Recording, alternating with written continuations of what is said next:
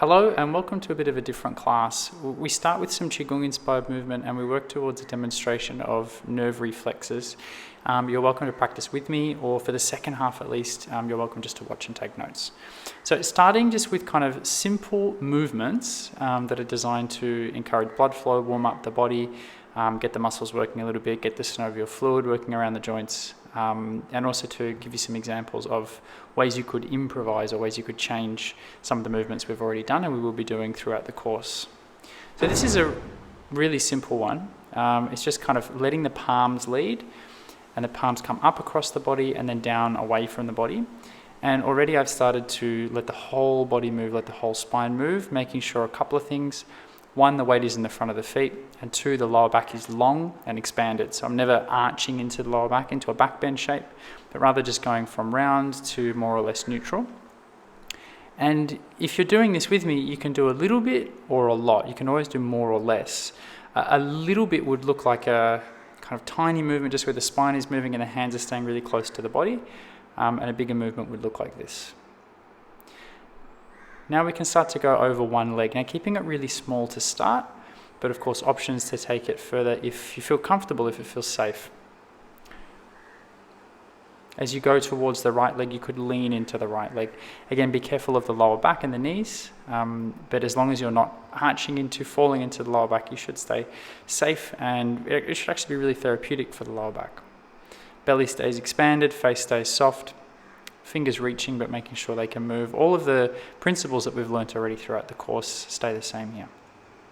Let's do one in the middle and move to the left side. So you can do it really small or a bit bigger, leaning onto the leg or not leaning so much, leaving the weight more balanced between the feet. But it can be really nice to lean onto one leg, because as you lean onto, say, the left leg, the right leg can completely relax, and vice versa. So you could think of it as Shavasana in the right leg as the left leg weights, Shavasana in the left leg as the right leg takes the weight. It's really nice. It's just an enjoyable experience, I find, doing this. And for me, honestly, if I've got 10 minutes to do some practice, or if I'm feeling a bit stressed or out of balance or whatever, and I just want to do a quick practice, this is the kind of thing that I do. I really wanted to show you some of the stuff that I do at home. So now we're doing a bit of the side bending to twisting variation. So at some point through the course, I called this the closing the freezer door at your old job, at your first part-time job. But you're allowing the body to side bend slightly to the right, and then as you're moving towards the left, you're twisting, and again, it can be much smaller or much bigger than me. And as you do this, again, the weight can move on the feet, but not only from left foot to right foot, but also from the heel to the toe. So moving towards the right side now. Try not to be harsh or hard or overly tense as you do this, but try and actually stay as soft and as fluid as you can. Try and make your movements look and feel like Qigong or Tai Chi, and the strength comes within that you're avoiding the temptation to overwork. And it's still incredibly strengthening. It still creates flexibility. It definitely encourages blood flow, and you're just much more less likely to create injury, to create problems in the body by working in this way. Again, this kind of practice you could give to anyone. So moving back towards the left side now, but now focusing more on the side bend and a bit of a reach. This would turn one day into side angle pose about here. You could take it obviously further with the legs, further with the arms, but it's the same spinal actions, the same leg actions as side angle pose. It's a bit like you're reaching away and then drawing back into center. Reaching away from the body and up, and then back into the center and down. Double check that your face hasn't gone hard, that your belly hasn't drawn in towards the spine too much, that rather you are soft, relaxed, your lower back is expanded, your weight is forward in the feet. Let's change sides. Notice before I come into it, I'm always lengthening the lower back, because particularly for me, but for many of us, the most common mistake we make is we arch into the lower back. We lift the tailbone and the sacrum up a little bit, and then we end up pressurizing. All these movements go from being therapeutic to being potentially destructive or injury-inducing. It's a slight side bend to the left. The left leg is in external rotation, the right leg is in internal rotation. When I say is in, that's the effort that is being caused naturally by this movement. And again, that's exactly the same as standing poses, particularly side angle. So all of the spinal actions and muscle actions in this movement are the same as side angle pose towards the left. So it could be an alternative. Even a lot less than this could be an alternative for someone who wasn't ready to come all the way into side angle pose. Let's come back into the first movement we did, focusing on lengthening the front and the back of the spine. And remember, you can do more or less than me. Just giving an example of lifting the arms all the way up, taking them forward and down. As you do that, again, be careful not to tilt the sacrum up, the sitting bones up, but rather keep the top of the pelvis back, sitting bones always moving downwards in a movement like this.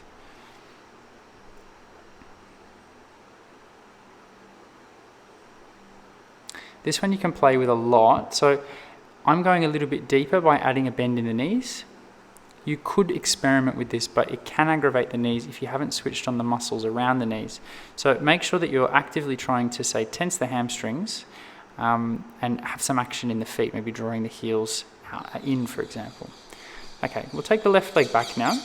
As we take the left leg back, we've got to make sure that we don't drop the hip. So keep the left hip slightly lifted, and then we can do exactly the same thing in this kind of lunge shape. And again, you're welcome to do a lot less than I'm doing here.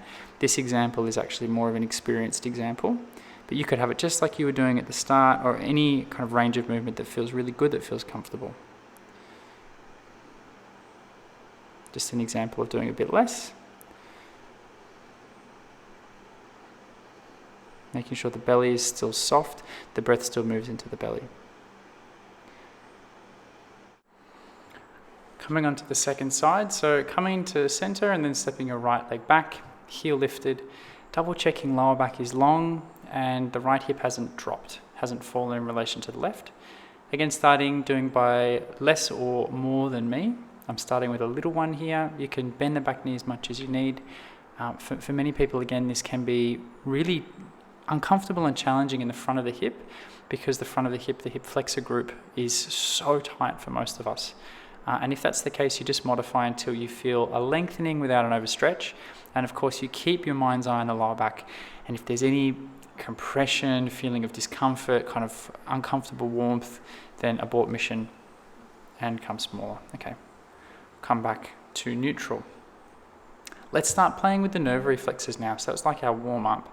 Let's have a look at the hamstrings. So first we'll feel them. Straighten the legs and fold forward. Now you don't have to do this, you can watch and take notes. If you're watching and taking notes, notice how far I've folded forward. If you're practicing, notice how your hamstrings feel, how your lower back feels. Do you feel flexible? Do you feel tight? You probably feel quite a big resistance in the spine. Let's see if we can turn the hamstrings and lower back muscles off by doing a bit of a trick using reciprocal inhibition. So we need to relax the hamstrings, activate the quadriceps. Do that by bending the knees, bringing the weight forward. We need to activate the muscles on the front of the spine to relax the back of the spine. So round the spine like you were doing spinal movements 3, flexion, throat forward, chin up, shoulders roll in, belly expands. And we're going to stay here and make sure that we're relaxed. It looks a bit stupid, it is a bit stupid in some ways, but it's activating all of the opposite muscles that we just had trying to challenge us in that last pose.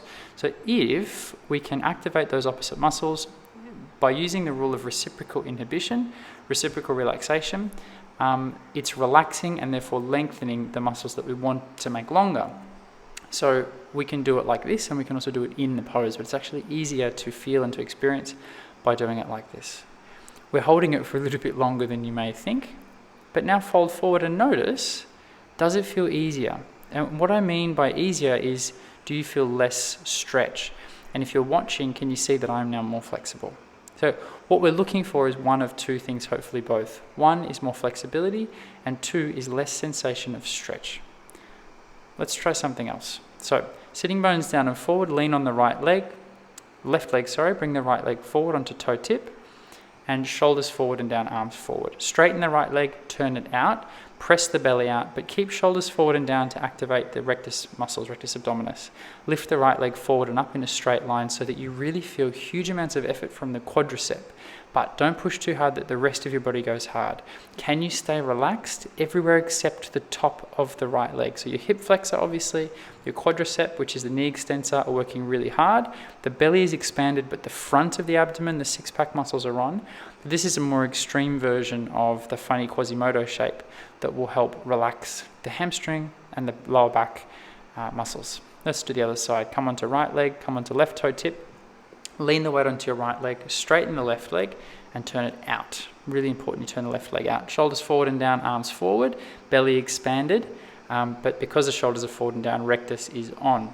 With the front leg turned out, leaning on the right leg, left leg lifts up a little bit or a lot. If you're more flexible, lift it up a lot. Let the sensation of effort be focused around the quadricep and the hip flexor, but see how much you can consciously relax the left hamstring. So make sure pelvic floor is relaxed, fingers are relaxed, your face is calm, your shoulders aren't too tense. Everything that doesn't need to be active isn't active. And let's see what this does. Let's see if this makes a difference. Hopefully it makes an even bigger difference than before. Bring the leg down, round the spine, bend the knees, fold forward, release the head last. How do you feel? Hopefully a little bit more flexible, hopefully a lot less sensation of stretch. In the pose now, maybe you do the same thing. So maybe you try and activate quadriceps by trying to straighten the knees and round the spine a little bit. Okay, come up to standing. Let's have a look at the front of the hips now. So come to this pose, right leg back, left leg forward, and feel the front of the hip is quite tense. The hip flexor is quite tense, particularly after that last pose. Now try and round the spine consciously, and that's activating all of the muscles at the front of the hip. So you're rounding the spine actively, lift up. Now you're still lengthening the front of the hip, arms up. So now we're actually stretching the front of the hip by doing that last one, and that will make it feel really tense. Right leg steps back, so standing on the left leg, right leg back, turn the hip out and the leg in, and then lean onto the left leg and lift the right leg up slightly. Turn the leg in, so internally rotate from the hip, the right leg, so hopefully the glute switches off but the hamstring switches on. So this is going to try and use the same trick for now the front of the hip flexor, by activating the muscles on the back of the hip. This is reciprocal relaxation, reciprocal inhibition. If we get it right, we'll go back into the pose and again be more flexible and have less sensation of stretch, which is good. I'm just showing you can do a lot less or a lot more than me. It's kind of like Warrior 3, but not really. Make sure you're not too tense as you're doing that. Step the right leg back and test round the spine. Maybe come up to high lunge if you did on the last time, and just have the experience of what do you feel in the front of the right hip. And hopefully there's less sensation and there's more flexibility. And this is really showing you the power of this trick and the power of active movement. Let's do the same on the other leg. I think that would be a pretty good idea. So left leg steps back. First, have your mind in your hip flexor, the front of the left hip, maybe the knee down, maybe round the spine. Definitely look forward and lift up in a moment, but notice where the tension is, how much stretch and how much flexibility you have. Lift up. For most people, particularly after working with a forward fold, this will be really tense. You'll feel a lot of pulling, and it's quite hard to relax that sensation, and relaxation, remember, means lengthening. So now come up to standing, lean on the right leg, left leg back, turn the leg in, so the hip is lifted but the leg is internally rotating. Check that your lower back is expanded, not compressed, belly is expanded. Left leg is turning in so the hamstring switches on, but check if the glute is relaxed. That's ideal if you can manage that. Right glute active but left glute relaxed. Lean forward, try and stay calm. You can do a little bit of movement if it feels good. Belly expanded, face soft, fingers long but can move, shoulders can roll, and you're calm, in control.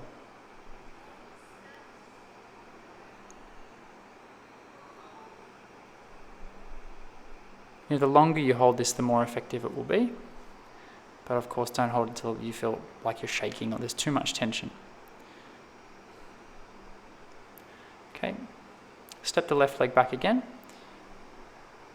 And just test knee down, then round the spine with the knee lifted. Good. Look forward, lift up. And do you feel more flexible? And do you feel less stretch? Either or both of those means that this technique obviously works. And that's powerful, man. Because now you can apply this to every part of your practice. Let's try another example. What we will do now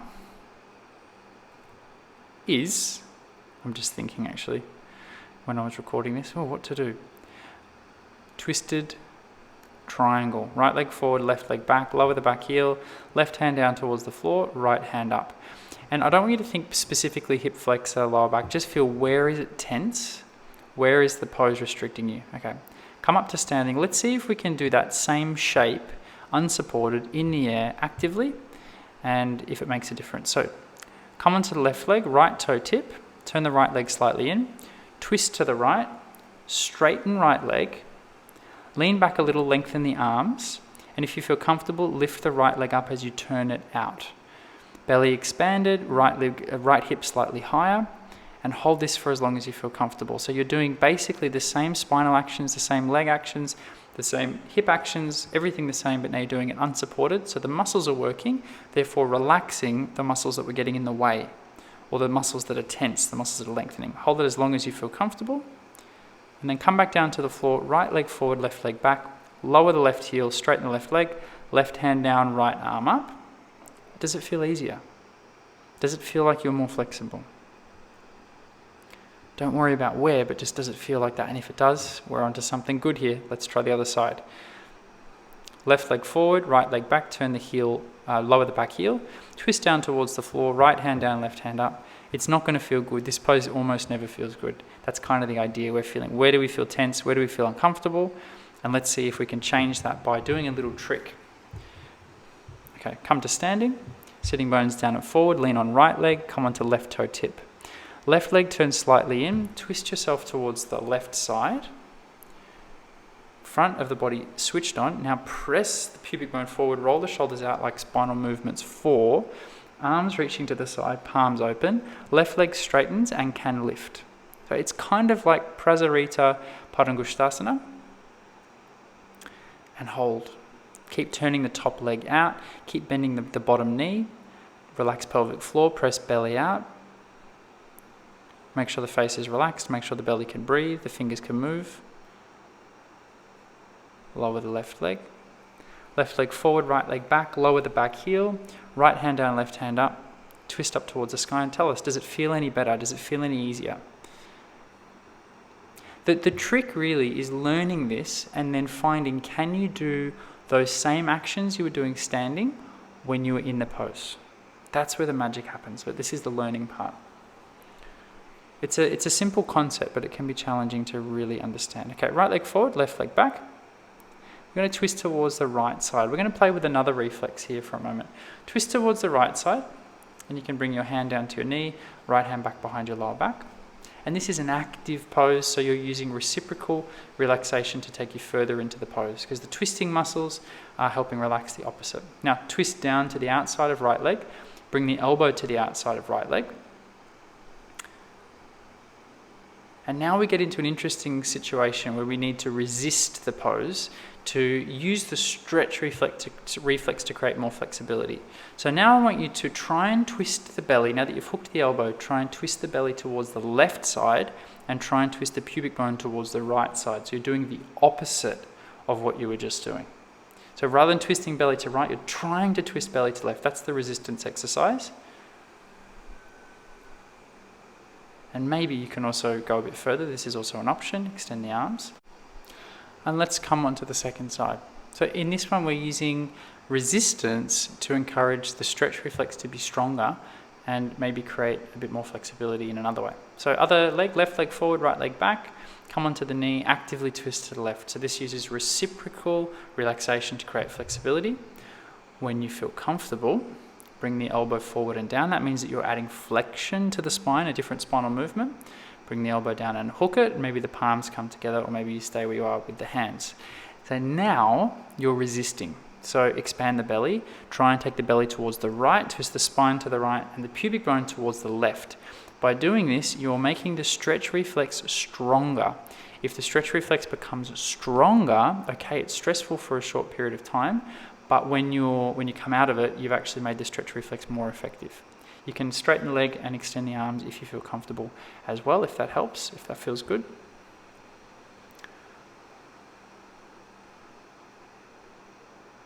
And come back to standing. Straighten the legs. Fold forward. Notice the hamstrings again. This is stretch reflex in the hamstrings that you're feeling right now. Now, try if you can, as I mentioned just before, to activate the muscles of the pose now. So can you draw the thigh bones back, which would activate the quadriceps? And can you actively round the spine? So can you actively try and draw your pubic bone towards your navel and expand the belly, but at the same time try and run round the front of the spine and draw the chin in towards the chest. So now we're again using reciprocal relaxation to lengthen the pose, but now we're doing it while we're in the pose rather than separate to the pose. It's a very different experience. Rather than doing it like before and then coming back in, now we're doing it while we're in the pose, and that can create a lot of flexibility in a really short period of time. And that's kind of the goal for where we're working with these things, where we're working with this stuff. Okay, come to downward facing dog. And experience again where you feel tension, probably lower back and hamstrings. They're the most common places that we feel, so focus on those for a moment. And let's see if we can again use that same activation within the pose to relax those muscles. So they're the ones that are getting in the way. So draw the thigh bones back, try and activate the quadriceps, or try and draw the knees back. That will help relax the hamstring. At the same time, try and round the spine by bringing the sitting bones down and forward towards the hands and the chin in towards the chest. Be careful not to draw the belly button towards the spine, but rather round the spine, expand the belly. Okay, come back down, take a seat on your feet. Take your right leg over the top and to the outside, and setting up for a kind of twisted Ardha Matsyendrasana position. We'll play with the resistance again here. So lower back expanded. Your right leg is up, so you'll hook your left elbow. This is just to feel what it feels like. Hook the left elbow and push against the left elbow. Now you feel the spinal muscles resisting. They've gone tense. We don't want that. So instead, fingers near the ears, actively twist to the left. Now you don't feel that same stretch, that same tension. And can you place the elbow with control there? So that's using reciprocal relaxation to make the pose easier and less stressful.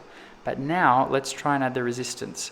So now can you press the elbow, try and twist towards the left, and try and twist the pubic bone towards the right. So you're pushing against the leg. Now we're encouraging the stress reflex to be more extreme.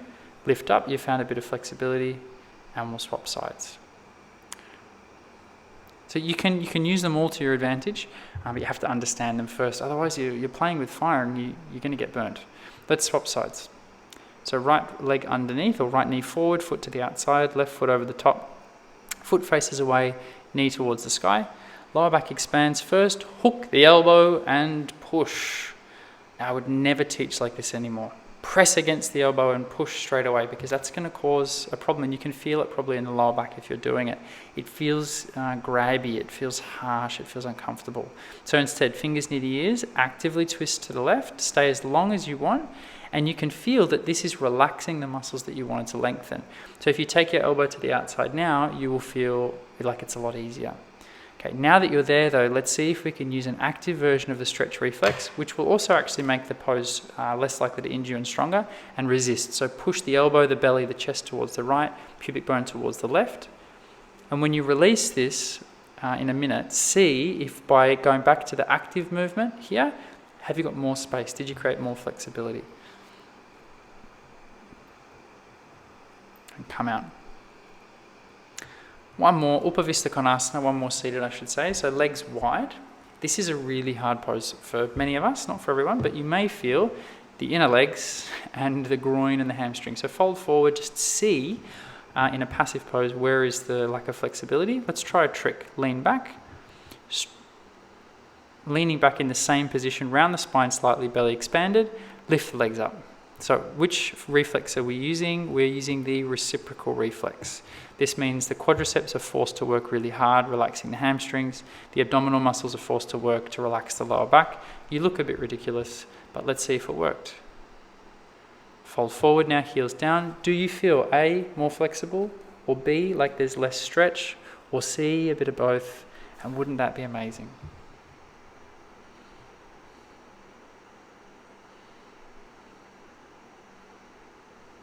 Okay, coming into all fours, sit on the heels, sit on the toes, lower back expanded, shoulders forward, side bend towards the right. Left side is being lengthened, right side is being activated. So right shoulder down, left shoulder up.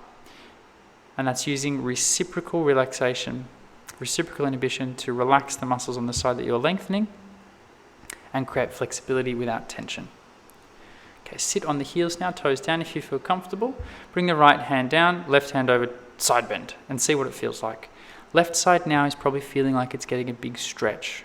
That's not good, remember, because stretch reflex is probably meaning tension and potential for injury. But let's see if we can combine them a little bit. So side bend actively to the right, then bring the hand down and keep the actions of the spine as you move further down towards the right side. You can look down or up. In doing it this way, now you have moved actively into the pose. You've taken advantage of reciprocal inhibition. Move to the left side if you feel comfortable. Right elbow up, left elbow down, and then slide further down. And it's way safer, it's way more beneficial, it's less likely to stress the body out. It's just win, win, win, win. I hope this has been in some way interesting. I hope you've learned something. I hope you felt something. And try and keep these principles in mind as you practice into the future, particularly with your more traditional practice. Can you find a way of using the nerve reflexes to make poses easier, to make poses feel like less of a stretch, to make yourself more flexible, and in the long run this will really help turbocharge your practice in the sense of making you stronger really quickly, because all of a sudden you're more active as you're practicing. And if you're more active as you're practicing, then you're strengthening your muscles a lot more. It's much more beneficial to use reciprocal inhibition, reciprocal relaxation, for example, as opposed to passive poses. And then if you are going to do more passive looking poses, then you can take advantage of the stretch reflex by adding the resistance to make those poses also strengthening and increase your flexibility even more. So hopefully it's a taster of these principles, but hopefully if they make sense, you can start to integrate them into your normal practice, into your regular practice, so that this course not only gives you these new things to do, but then this new way of approaching what you've already been doing in the past. Thanks so much for your attention, and I really look forward to seeing you in the next lecture or class.